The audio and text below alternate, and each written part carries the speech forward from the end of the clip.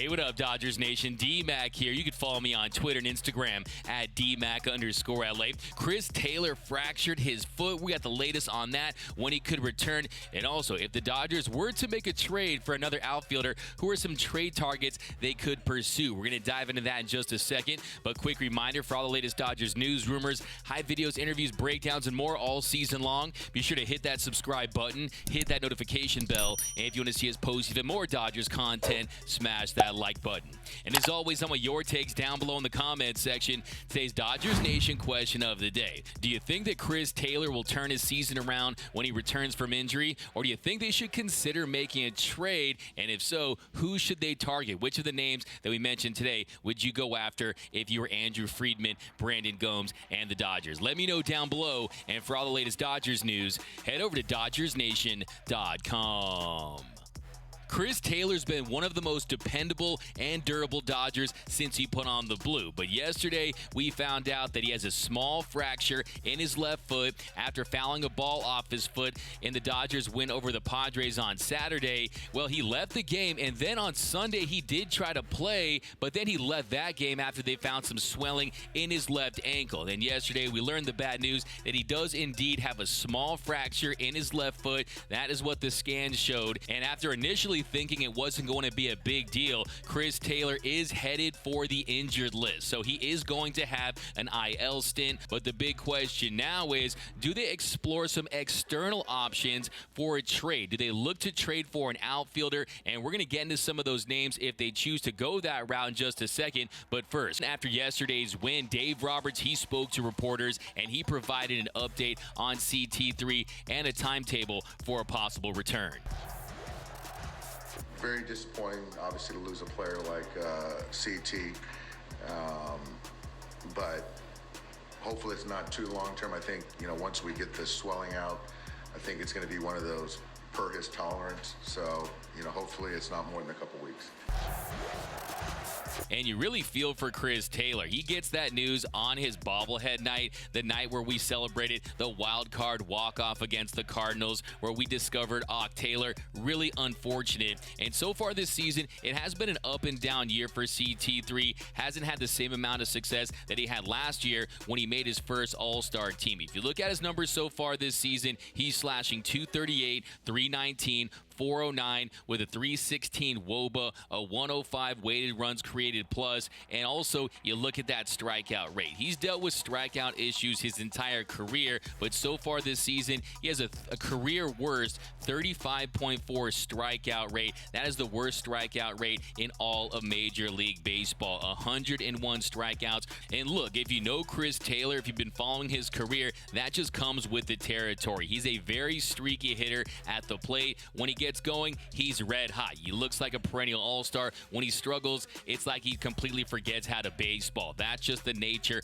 of his swing, and that was a result of him adding more power to that swing. But to me, the bigger concern is you're not seeing the versatility from Chris Taylor this season. Because he had off-season elbow surgery, you haven't seen him in the infield, and Dave Roberts, he said that's because of the arm angles. They don't want to mess with the risk of injuring that arm, so he's been playing primarily in the outfield all season long, and the production has been down at the plate as well. Now, we did get that highlight 96.3 mile per hour throw where he owned his son Trent Grisham the other day, but for the most part, it has been a down year for CT3. And the true value of Chris Taylor is the fact that he has that positional versatility. He is that Swiss Army knife for the Dodgers, where they can plug him in the infield. He can play all the outfield positions, and that is why the Dodgers signed him to that 4-year, $60 million contract in the offseason. Now, the big question is, do they have the internal options? Well, of course, one of the big stories right now in Dodgerland is the success of Trayce Thompson, Klay Thompson's brother. And by the way, Klay Thompson pretty soon is going to be known as Trace's brother with the success that Trayce is having on the field. Well, he has a .915 OPS with the Dodgers, 3 doubles, 2 home runs, 9 RBI. He's a guy that you can throw in left field. He can play that position as well. If you look at his BABIP numbers, he has a .450 BABIP, and with hitters with a minimum of 30 plate appearances, that's 12th in all of Major League Baseball. So he is due for some regression, does have that big swing, but he looks very comfortable at the plate. He's buying into his role, has a great attitude. He's a guy that can throw in there as well. You can talk about a platoon with him and Jake Lamb. Rake Lamb, the early returns on him, they're pretty good. A triple and a double. He's hitting over 300, OPS over 1,000, but like I said, that's a left-handed batter. You have Gavin Lux, you've got Zach McKinstry, but those are lefty options. And then a name that's brought up quite frequently is Miguel Vargas. Now, he's got a very impressive hit tool. I think it's going to play up at the big league level, but from people I've talked to, they say he's still a little bit of a ways away for you to just expect him to come up and start raking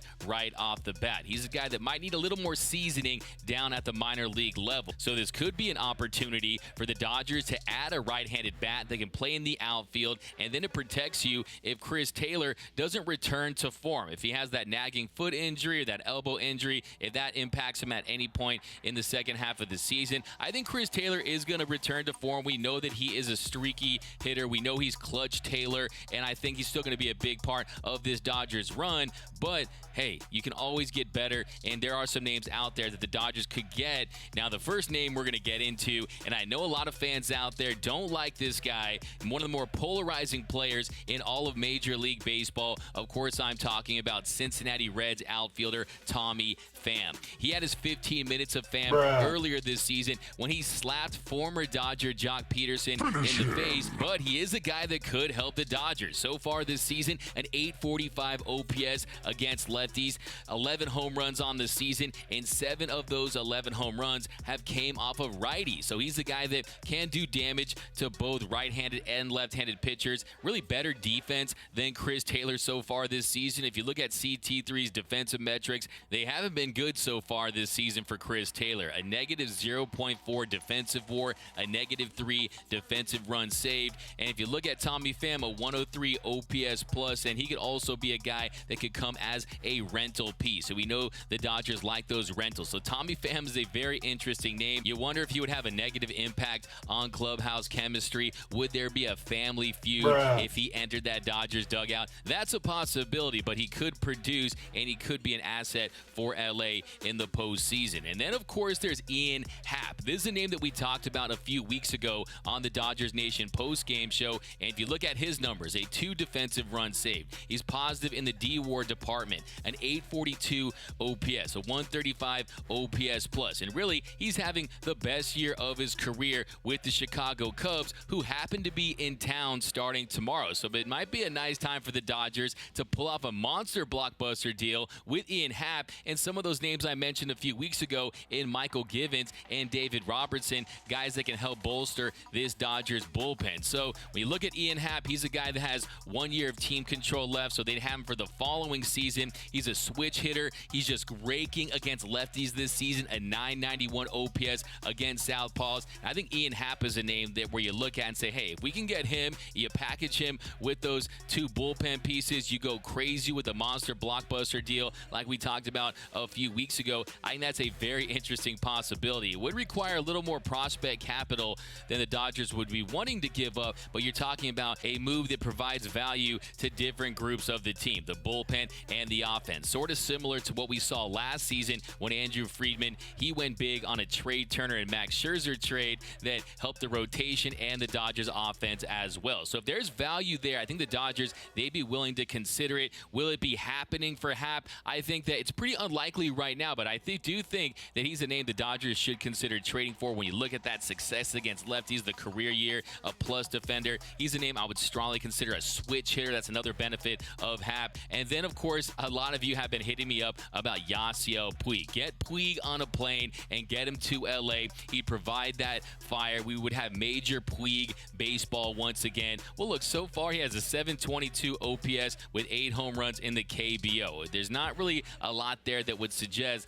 that he's going to have a lot of success at the big league level again. And I know that it's a great thought to have, the idea of having Puig back into the fold, but it's just not going to happen. Now, there's a name that a lot of you have been pushing for over the years, and that is Bryan Reynolds. He's a guy that is another switch hitter. He's a guy that's a competent outfielder, of course. If you look at his numbers so far this season, they have been down from the batting average standpoint. They're There's no question. Last season, he had 302. That number's down to 256 this season. Last year, he had a 912 OPS, made the All-Star team. So far this year, that OPS is down to 794. But he's another guy that can leave the yard. 15 bombs so far in the season. But I think for me, the big concern with trading for a player like Bryan Reynolds is the fact that he still has 2 arbitration years remaining, and he really has only had 1 All-Star season. So when you consider the prospect haul that it would require to get a player of his caliber, I think I'm going to pass on Bryan Reynolds unless I see more success from him, because he is having a down season. Unless, of course, you'd be talking about a Cody Bellinger and Bryan Reynolds swap. That could get interesting, but I just don't see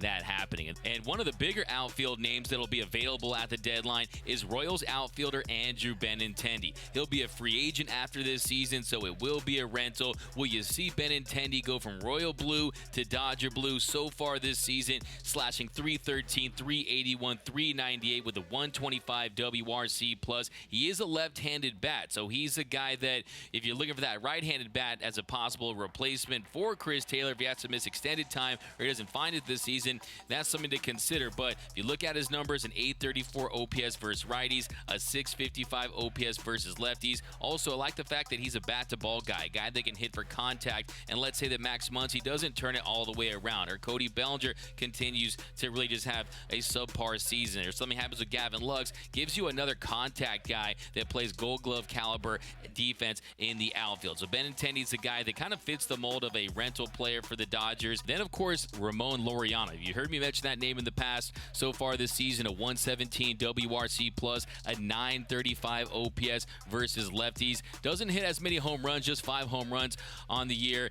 A couple years of arbitration left as well, so it would require some prospects to get a deal done for Laureano. But when you consider the fact that the A's are on this big fire sale because the future looks bleak in Oakland for the A's, that's something that could get the deal done, and you wouldn't have to give up as much as you originally thought. And then there's Orioles outfielder Anthony Santander. He's another interesting name, very intriguing, very balanced splits, a 763 OPS versus lefties, a 746 OPS versus righties. Does hit home runs. He does crush dingers, 15 bombs on the season, a 113 WRC plus, a 751 OPS. That's another interesting name. But there are some candidates out there that if the Dodgers really want to roll the dice, swing for the fences, and really consider bringing in another impact-ish bat, not a full-blown superstar, but a guy that can come in and produce, there are those names out there. I do like the package with Ian Happ. You couple him with maybe one of those bullpen pieces, and I think you get the most bang for your buck if you're the Dodgers in that situation. But we're going to do another deep dive